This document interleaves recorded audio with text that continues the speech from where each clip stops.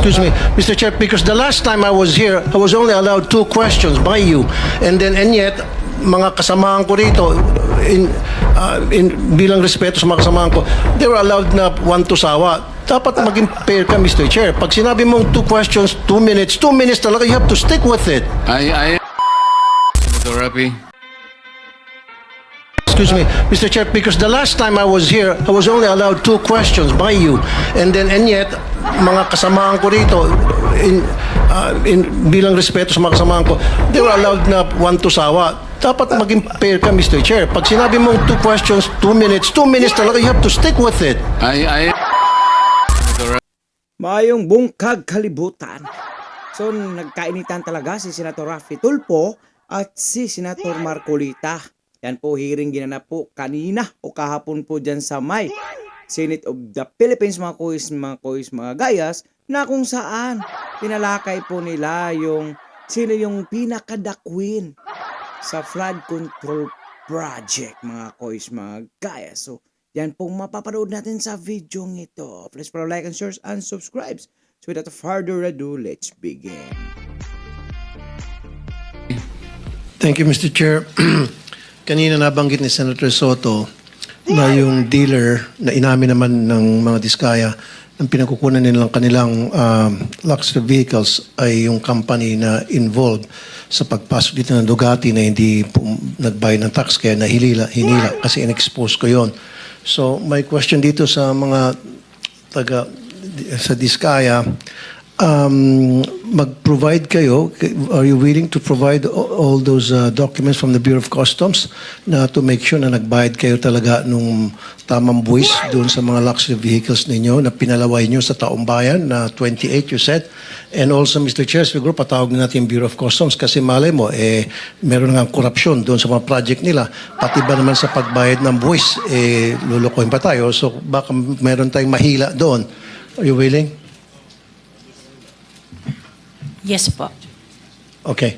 Number 2, dito sa BIR, nabalitaan nyo, of course, last year, palumabas yung video na in-interview itong mga Diskaya tungkol sa kanilang mga ari-arian na sobrang lavish.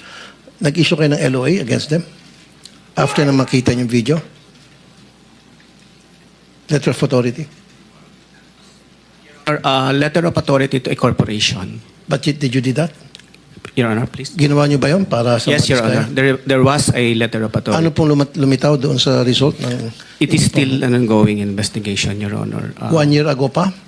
I think the LOA was issued 20, if I'm not mistaken, late 2024 or early 2025. Kaya nga, bakit ang tagal? Samantalang pag nag-issue ka ng LOA sa mga Chinese, sa mga beer houses, in 2 weeks na natatapos agad. Siyempre, nagkakaroon ng under the table. Yes, tama po yan talaga, no? Bakit kaya mga kois, no? Nakapagtataka. Pag ordinaryong tao lang, ang bilis po nila maka-issue. Pag yung mga Diskaya na yan, iwan ko na. Obvious naman talaga na sila yung kumikita, sila yung queen and king sa flood control na iyan. Kaya yung ibang mga senator, nagkaaway-away na tuloy dahil dito sa mga animal na to. So bakit dito ang tagal? We observe some procedures. No, I don't want to. Hindi acceptable yan. Marami akong kaibigan ng mga businessmen, mga Chinese karamihan na nagsusumbong sa akin. Pinapadala nyo ng LOA randomly kahit na alam nyo na walang kasalanan. Gusto nyo lang sigurong maharas or ma-check yung status ng kanilang tax payments. Initial nyo ng LOA. In matters of 2 weeks, maximum 1 month, lumalabas na yung resulta ng LOA, nagbabayad na yung Chinese na sinasabi nyo kulang at nagbabayad sila on the side kung kanino man yung Poncio Pilato. Now, dito sa Diskaya, inaabot kayo na matagal.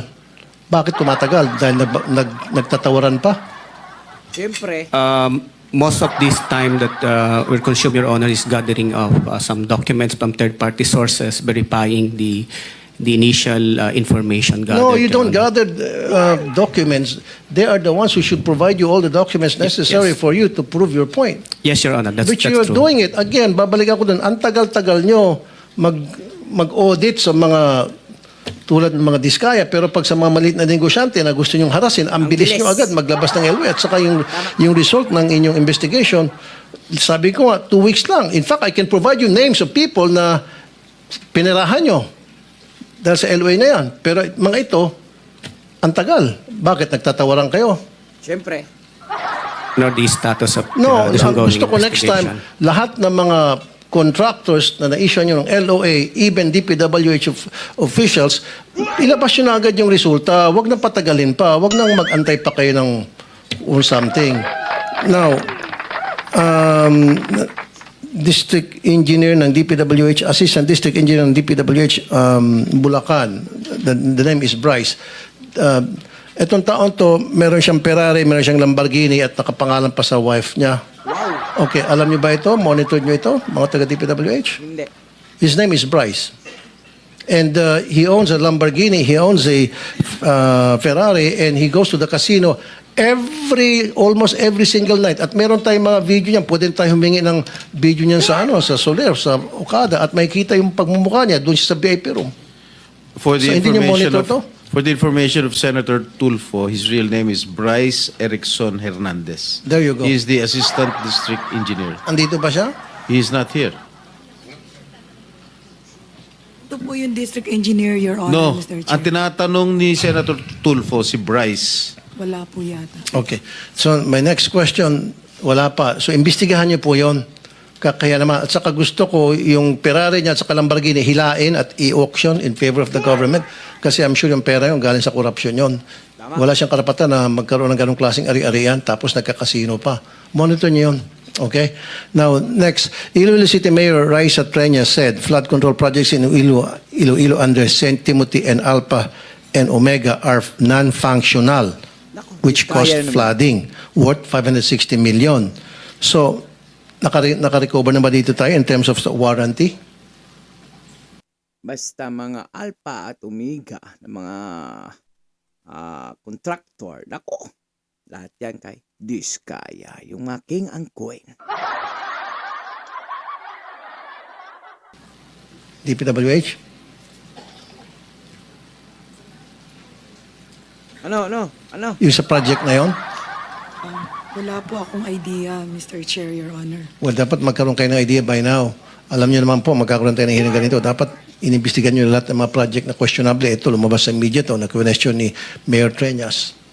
So, go and investigate this. Okay. Now, dalawa na lang. Paano tayo nakakabawi doon sa mga proyekto na mga ghost projects or yung mga delayed? Di ba meron yung tinatawag na performance bond? So, Meron din pong retention money na hindi marirelease kung hindi pa nakompleto yung project. now, kung hindi pa nakumpleto ang project dahil delayed, di ba may tinatawag na liquidated damages? Meron din po. Magkano na po, magkano na po nasingil doon sa mga liquidated damages and give me a list of those projects na matagal ng delayed o yung iba pa ghost na dapat yan 1/10 of 1% per day. So kung yung project ay delayed na for 1 year, just imagine, that's hundreds of millions na. Kung pag-ipon-ipon natin, are you doing that? Ayun po ay kukunin natin ng datos sa mga implementing offices kung nakapag-apply po sila ng liquidated damages sa mga delayed projects, Your Honor. Okay, 103 contractors, natanong ko na ito noon, hindi nyo ako nasagot kasi minadali ako noon. 103 contractors blacklisted. Okay, out of these 103 contractors blacklisted, Ayan pala dahil minadali si Senador Raffy Tulfo.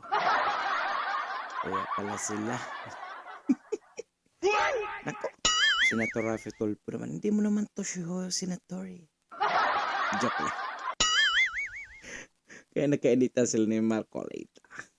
dahil nga hindi maganda yung kanilang trabaho, substandard and ghost projects. Bakit isa lang ang flood control projects doon? Out of 103. At ngayon, pinag-uusapan natin, sabog-sabog na napakarami pala mga flood control projects na nangyari sa ating bansa. And yet, sa 103 na na-flag down ng DPWH, isa lang bukod tangi ang may kinalaman sa flood control. Why? Mr. Chair, Your Honor, hindi ko po masasagot. Wala po akong... No, I asked this question before. Then, dapat nasagot yun na by now. Kasi, tinanong ko na dapat prepared na kayo. 103, tapos isa lang ang flood control. Parang naglulukuhan tayo rito. Di ba? So, next time, pwede siguro, Mr. Chair, obligahin natin mga ito na susunod na hearing, i-provide nyo sa amin ang reason kung bakit sa 103, isa lang ang flood control project na ano nyo, na flag down.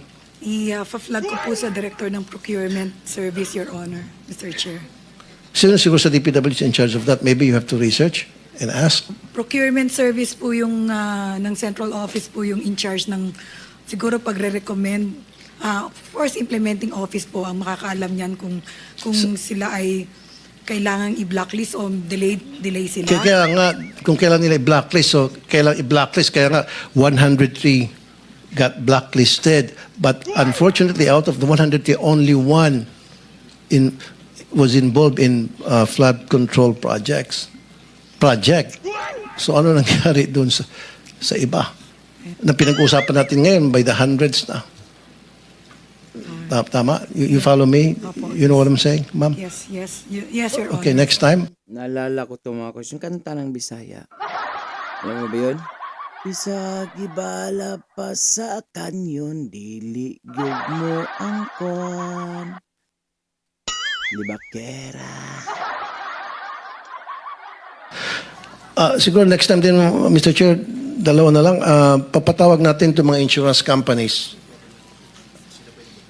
That's a good idea. Patawag natin itong mga insurance companies as well.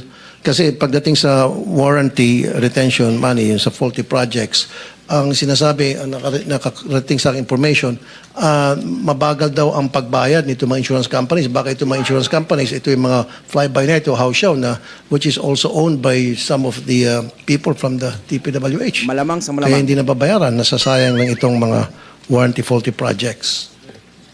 Yung pag-warranty, pagpakabayad sa kanila. And then the last but not the least, a couple of months ago, nag-raid ang NBI sa Bulacan sa mga steel mills selling cheap, substandard steel. Okay. Senator Rapi, the insurance commissioner, I think, is present. Nandiyan ba insurance commission? So bakit yun ang reklamo, Mr. What's your name, sir? Regalado, sir. Sir, Senador, hindi yata sa Bulacan yun. I think Pampanga or sa Pangasinan yun, Senator. Correct me if I'm wrong. Are you investigating itong mga insurance companies to make sure that they're legit, that they're capable, that meron silang kakayahan magbayad? Dahil ang reklamo din kasi bakit matagal ang pag-process at pagbayad para doon sa warranty ay mabagal doon yung pag-process nitong mga insurance corporations. Yeah, we managed to settle the claims when they are filed with us. But ganito lang po yung proseso natin. Insurance companies are sureties. No? They only cover about 30% of the project. And then, ang bawat risk po nila ay hanggang 250 million. Kala ko si Kami Chase po, ang Escudero. jurisdiction namin, ang pwede lang namin magamit is about 5 million. At yung iba po, they have to go to the civil courts to claim. Ang punto po dito is kung hindi makolekta sa mga kontraktor, pwede hong dumiretso ang DPWH sa amin para tulungan sila because these are all callable on demand. Yung po ang ating JPPB at DB. Okay, meron naman pumunta taga DPWH para doon sa proseso na sabi The ninyo? last time I checked, wala po kaming Wala. natatanggap. Bakit wala? Kaya ang daming mga projects na dapat kailangan mabayaran dahil under warranty dahil palpak. And yet, sabi niyo walang pumupunta. Yeah, wala po. At sinasabi ng DPWH, mabagal daw kasi magbayad yung insurance companies. And yet, DPWH doesn't come to you para Yeah, ilapit. wala po ang DPWH. Usually ho, it's settled between the DPWH and the contractors. So DPWH, paki-check ba't hindi lumalapit sa insurance company? Yes, Your Honor. Alam Okay, niyo, and last, yung mga cheap steel mills na ito'y paboritong puntahan ng mga loko-loko mga contractors. Alam niyo to, tumatawa kayo ng ulo, especially dyan sa Bulacan, marami yan. Nag-raid na nga yung NBI niyan. Unfortunately, yung ginawa nilang raid, house show lang. Matapos nilang raid, humingi na ng pera, and then umalis na. Ito ang nakakatakot dahil Mr. Chair, especially mga earthquakes, di ba, in-expect natin na Tama. pwede mangyari at anytime. Pati sa mga kalsada rin, ito yung mga galing China, na mga, in fact, ba na ito sa China, ito mga steel products. Alam niyo po ito, bakit hindi niyo po ito pinagre-raid? O bakit hindi niyo po ito pinapapasara? At patuloy pa rin po kayong nagiging parokyano ng mga steel mills na ito. Sagot! Siguro sir, may tatanong ko yan sa aking mga kasamaan na nasa distrito, yung sinasabi niyong Bulacan District, o kaya sa regional director po ng Region 3 na nakakasakop nun. Dahil ngayon ko lang po din narinig yung NBI na ni-raid, na nag-raid or something. Ngayon ko lang po narinig. So, ibig sabihin, NBI hindi gumawa ng coordination sa inyo to inform you na, hey, maraming mga steel mills sa buong bansa, kasama din yung Bulacan, i-raid namin dahil ito ay bilihan ng mga kontraktor ng DPWH na mga substandard materials. Sa opisina ko po, walang nagko-coordinate. Baka po sa opisina ni former Secretary Bonoan. Siguro, Mr. Chair, next time, invite din natin DPWH saka DTI. I mean yung DTI and NBI. Yes, I think we will do that. Thank you. That's all, Mr. Chair. Are you done? I walk the talk, so 5 minutes before tapos na. Actually, Yusek, hindi mo sinagot yung isang napaka-importanting Nagpasingit pa talaga si Senador Tolfo. Dapat 5 minutes lang tapos na. Eh bakit daw yung iba dyan, putak na putak, tanong ng tanong, sumusobra daw sa 5 minutes. Kaya siya nagagalit. tanong niya is about the performance bands, security bands. Kasi dapat, halimbawa, ghost project talaga o defective yan, talagang wala na. Hindi ba, you will need to terminate the contract Tama. and declare a default para makakolekta kayo sa insurance company. Tama po, sir? Yes, Mr. Chairman. Callable yung ano ninyo eh. Kasi Yes. kung hindi naman kayo magdi-declare at hindi nyo terminate ang contract, mahihirapan lang sila. And everybody will go to court. Matagal po yun eh. Yes. At saka yung sinasabi ni Senator Rapi, yung nag-raid kasi mali yung ni-raid niya sa Bulacan nagpunta. Alam po nyo kung nasaan yung mga substandard tsaka yung mga counterfeit na mga bakal-bakal na yan, mga reinforcing bars.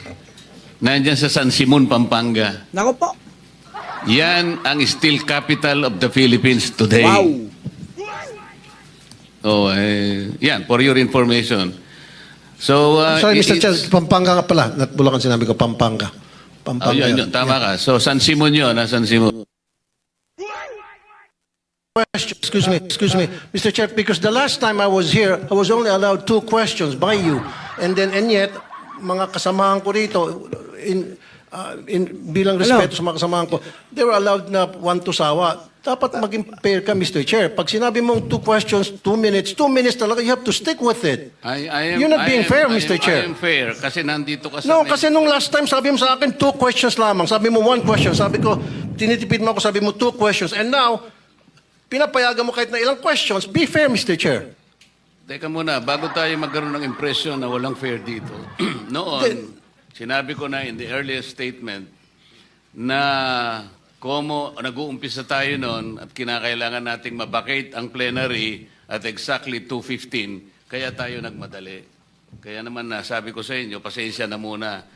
Ngayon, sa dami ng gustong magtanong, kaya binigyan natin ng tigpa 5 minutes ngayon. Mukhang nakalimutan yata ni Idol Rafi Sir Tolfo na hindi yan Rafi Tolfo in action or RTI, ha? Kasi pwede yan doon, 1 to sawang tanong, 1 to sawa, sa'yo lahat yun, Senator. Pero saludo pa rin sa lahat ng mga senador, ha? Dahil talagang nagpapakita po talaga sila ng yung bang tungkulin lang ginampanan talaga para sa taong bayan. Kasi bilyones po talaga yan mga kuhis, mga guys, yung nawawala. Ha? Ghost project. So anong ibig sabihin ng ghost? Yung hindi makikita.